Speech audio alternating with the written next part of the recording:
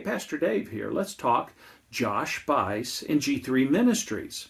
Now, Josh was recently stepped down as the president of that organization, a well-known Calvinistic one. And the reason for that was his anonymous social media accounts and how he was using those accounts and denying their existence as well. So I've been watching some different videos on this topic, and once or twice it just seems to me like there's some criticism of G3 that came across to me as just not liking G3. Nothing real substantive. G3 determined there was a problem and they addressed it, just like with the Steve Lawson situation. Could things have gone better? Probably.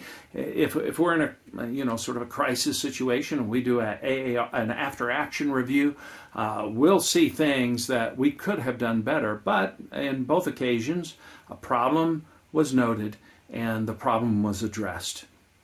Now, let me mention a couple things on this. First of all, the conference circuit and the conference circuit preachers.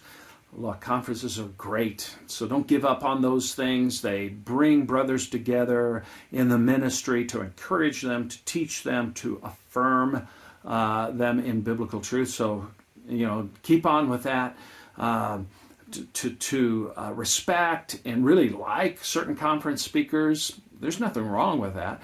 The problem is always when we start putting people on a pedestal, and when they fall down, then it harms our faith, right? I think Spurgeon talked about that, to a young preachers, if you go to your church and they put you on a pedestal as if you were the great Apollo, this great God, you better get off that pedestal yourself, climb down, because soon enough you're going to fall off.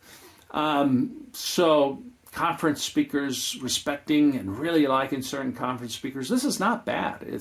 It's not holding them accountable when they need to be held accountable. It's idolizing when we shouldn't idolize. The last point is this.